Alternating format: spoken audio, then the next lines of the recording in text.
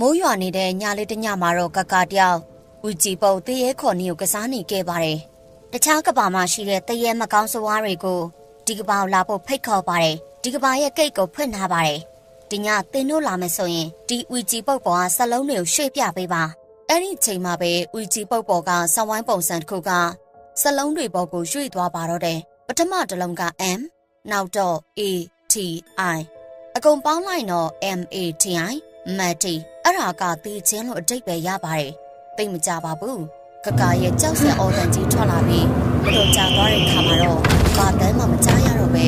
မိုးရွာနေတဲ့အတန်တွေပဲကြားနေရပါတော့တယ် A few years later ကစီမှာတော့ညီမလေးတယောက်ရှိပြီးသူမနာမည်ကတော့အီမီကိုဖြစ်ပါတယ်သူကတော့သူ့အမသိဆုံးမှုတက်ဘသူတက်သွားလဲဆိုတာကိုမသိရသေးရမလို့တရက်ခန့်ကိုလိုက်ရှာနေတုန်းမှာပဲ yes ကန်တစ်ခုမှာတော့ဆရာကျမရဲ့အမဆုံးသွားတာ2နှစ်တောင်ရှိနေပြီနော်ကျမအမဘလို့အသက်ခံရတာလဲကျမခုချိန်นี้ဘာမှမသိရသေးဘူးဆရာတို့ကျမအတွက်ဘာမှမလုပ်ကြဘူးလားလုပ်ပါတယ်ကွာမင်းအမအသက်ခံရတဲ့ပုံစံကတာမန်ကိစ္စမဟုတ်ဘူး तू ကဦးကြီးပုတ်ကစားပြီးတေးသွားတာ तू အသက်ခံရတော့ပါတဲလွန်စားမှမရှိဘူးဦးကြီးပုတ်ကစားပြီးတရေကတတ်သွားတယ်လို့ပြောမင်းရှုံမလားပြောအဲ့ဒီနောက်အီမီကိုကသူ့တငယ်ချင်းဇိုရိုနဲ့တွားတွေ့ခဲ့ပါတယ်ဒီတစ်ခါရဲစကန်သွားတာငါဒီပုံကြီးတော့ရလာတယ်ဒီပုံကဘာကြီးလဲနင်သိလားဟမ်ဒါဦးကြီးပုံနဲ့နင့်အမတေးနေတဲ့ပုံလေဦးကြီးပုံဟုတ်လားအေးဟုတ်တယ်အဲ့ဒါဦးကြီးပုံပဲနင့်အမဒီကိန်းမကစားခဲ့တာနေမယ်ဒီကိန်းကတေးတဲ့သူတွေရဲ့ဝိညာဉ်ခေါ်ပြီးကစားတဲ့ကိန်းပဲအန်ဒီရဲ့အရင်များတယ်အီမီကိုလည်းဇိုရိုပြောတာကိုမယုံချင်ဖြစ်နေတော့ပါအဲ့ဒါကြောင့်ညဘက်ရောက်တဲ့ခါမှာတော့သူလဲကူကရနဲ့တဆင်ဦးကြီးပုံတရေခေါ်နေကြောင်းကိုလိုက်ပြီးတော့လေ့လာနေပါတော့တယ်ဒီနောက်မှာတော့သူလဲဦးကြည်ပုတ်ကစားနေနည်းနည်းလေးမှားတာနဲ့အသက်ခံရနိုင်တယ်ဆိုတာကိုသိသွားခဲ့ပါတယ်။ဒါပေမဲ့အီမီကိုကတောက်သေးချာစစ်ချင်နေပါတယ်။အဲဒါကြောင့်ဖုန်းဆက်ဖို့လှုပ်လိုက်ပြီးဟယ်လိုဆိုရိုနင်တင်ညအားလားအားရဆိုတော့ငါအမရဲ့အိမ်ကိုသွားမလို့နင်လိုက်ကူပေးမလားအေးဒါဆိုနင်ကိုငါကားနဲ့လာခေါ်လိုက်မယ်နင်အစင်တဲ့ပြန်ထားလိုက် A few moments later အဲ့ဒီနောက်အီမီကိုလည်းဇိုရိုကိုအရင်သွားခေါ်လိုက်ပြီးနောက်တော့သူ့ရဲ့သေဆုံးသွားတဲ့အမအိမ်ကိုသွားလိုက်ပါတယ်။ဇိုရိုကတော့တငယ်ချင်းကောင်းပြီးသားစွာနဲ့ပဲနင်သွားလိုက်လေငါကားပေါ်မှာပဲစောင့်နေမယ်။တခုခုဖြစ်ငါ့ကိုလမ်းခေါ်လိုက်။ Okay တယ်မလား။အေးပါနင်အိတ်တော့မအိတ်သွားနဲ့နော်။ဒီနောက်မိုးကတော်တော်ရွာလာခဲ့ပြန်ပါတယ်။အီမီကိုကတော့သူ့အမအိမ်မှာရောက်နေခဲ့ပါပြီ။အီမီကိုကသူ့အမသေသွားတဲ့အခန်းမှာပဲ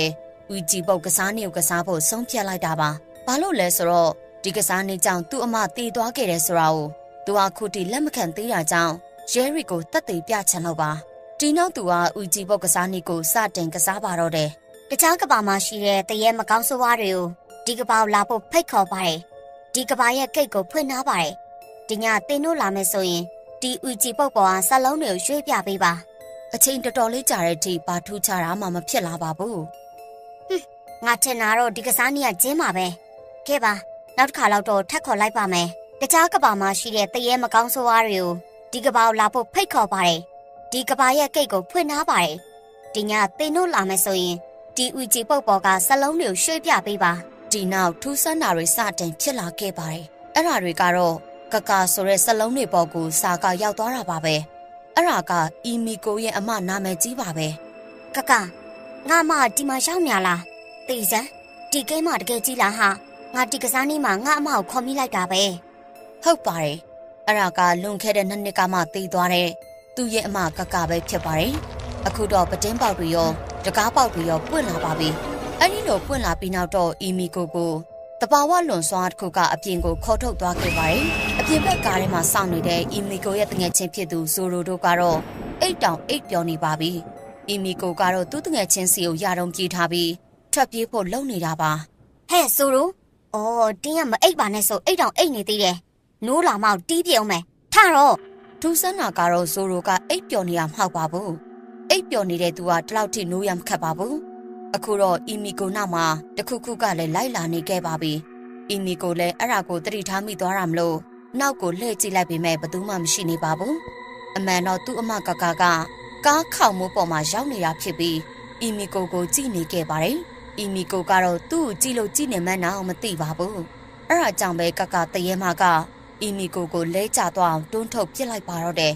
ကကာကအီမီကိုရဲ့အမဆိုပေမဲ့အခုချိန်မှာတော့တည်သွားတာနည်းနည်းရှိပြီးဝိညာဉ်ကဘာကိုရောက်သွားပြီမလို့အီမီကိုနဲ့ဘာမှမဆိုင်တော့ပါဘူး။ तू ကအီမီကိုကိုမရရတဲ့နီးနဲ့တတ်တော့မှာပါ။ဒါပေမဲ့ तू ကတေးပြီးတော့2နှစ်ပဲကြာသေးရမလို့အီမီကိုကိုတခါတည်းတက်ပြဖို့စွမ်းအားကမရှိသေးပါဘူး။အဲ့ဒါကြောင့်ပဲအီမီကိုကကန်ကောင်းနေတာပါ။တကယ်လို့တာကာတရေမနေရမှာ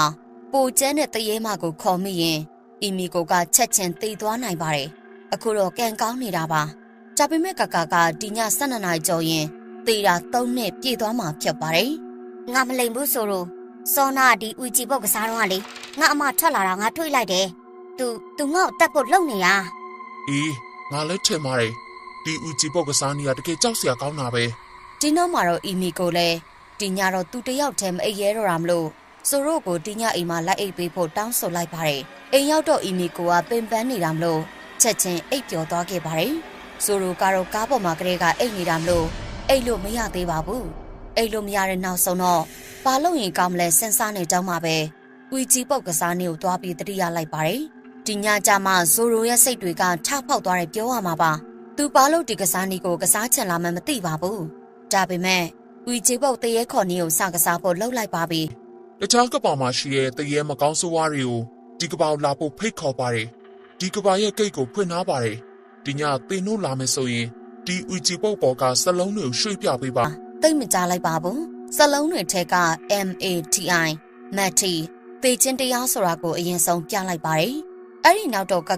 ရောက်လာခဲ့ပါပြီ။ဒီတစ်ခါတော့ तू ကနည်းနည်းပိုကျန်းသွားခဲ့ပါတယ်။ဘာလို့လဲဆိုတော့ तू တေးသွားတာကဒီညမှာပဲ3နှစ်ပြည့်သွားပြီမလို့ပါပဲ။ဒီနောက်မှာတော့ဆိုရိုရဲ့ကြောက်စရာကောင်းတဲ့အော်တန်တွေထွက်လာခဲ့ပါတယ်။သိမကြပါဘူး။အရာအလုံးကပုံမှန်တိုင်းပြန်ဖြစ်သွားခဲ့ပါတယ်။နောက်ရက်တွေမှာတော့အီမီကိုကပဲဆိုရိုရဲ့နောက်ဆုံးခီးအတွက်အကောင်းဆုံးဖြစ်အောင်ပြင်ဆင်ပေးခဲ့ပါတယ်။အခုချိန်မှာအီမီကိုတယောက်ဆိုရိုတေးသွားတာကဘာကြောင့်လဲဘသူတက်သွားလဲဆိုတာသေချာသိတဲ့ပြင်သူ့အမတေးဆုံးခဲ့ရတဲ့အကြောင်းတွေကိုလည်းသေချာသိသွားပါပြီ။အဲ့ဓာတွေအားလုံးကတော့မခေါ်တဲ့နဲ့တရဲခေါ်ကစားနေကြောက်စရာကောင်းတဲ့ဦးကြည်ပုတ်ကစားနေပဲဖြစ်ပါတယ်။အဲ့ဒီကစားနေကစားနေမှားမယ်ဆိုရင်တော့အသက်ခံရမှာပါ။ကာနဲ့ဆိုရိုအသက်ခံရတဲ့အကြောင်းကတော့ဦးကြည်ပုတ်ကစားနေကိုတယောက်တည်းသွားကစားလို့ပါပဲ။ဒီကစားနေရဲ့ထိတ်ဆုံးတတိထားရမယ့်အချက်ကတယောက်တည်းကစားလို့မရတာပါပဲ။နောက်ထပ်အချက်တွေလည်းအများကြီးကြံပါသေးတယ်။နောက်ထပ်အရေးကြီးဆုံးတစ်ချက်ကတော့ကစားပြီးသွားရင် goodbye ဆိုတာကိုသိချပြောပေးရပါမယ်။မဟုတ်ရင်ကိုခေါ်ထားတဲ့ဝိညာဉ်ကဘယ်တော့မှမပြန်ပဲကိုယ့်နေရာကိုဝင်လို့တက်ပါတယ်။ကိုယ့်နေရာဆိုတာတော့သင်ရဲ့ဝိညာဉ်နဲ့လဲပြတ်တာကိုပြောတာပါ။ဒီတော့ပရိသတ်တွေလည်းဦးကြည်ပုတ်ကစားနေကိုရောင်လို့တောင်မှမကစားမိစေနဲ့နော်။ပရိသတ်တွေကိုချစ်လို့တတိပေးရခြင်းဖြစ်ပါတယ်ရှင်။